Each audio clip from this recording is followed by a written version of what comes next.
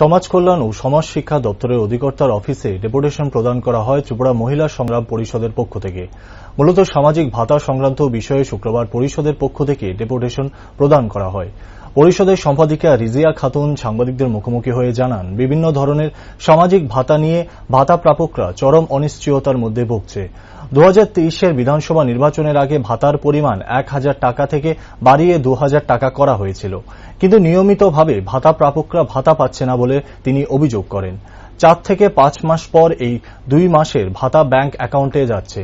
সবসময় ভাতা প্রাপকদের ভাতার টাকা নিয়মিত পাচ্ছে না। তারই প্রতিবাদে 4 দফা দাবি নিয়ে সমাজ শিক্ষা এবং সমাজ কল্যাণ দপ্তরের অধিকর্তার নিকট ডেপুটেশনে মিলিত হয় ত্রিপুরা মহিলা সংগ্রাম পরিষদ।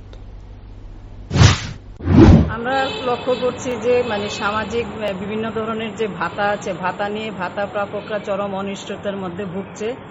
বিধানসভার প্রাককালে ভাতা 1000 টাকা থেকে বাড়িয়ে 2000 টাকা করা হয়েছে, কিন্তু বাস্তবে দেখা গেছে যে এটা মাসে রেগুলার পাচ্ছে না তারা।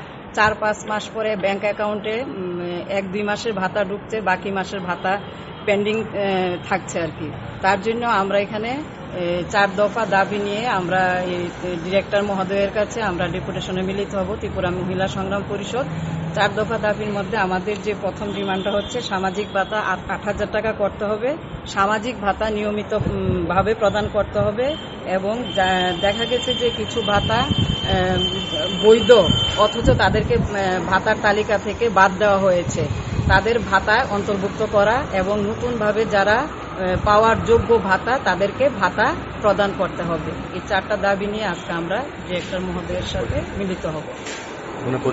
পরিচয় আমি ত্রিপুরা মহিলা সংগ্রাম পরিষদের জেনারেল সেক্রেটারি রিজিয়া খাতুন।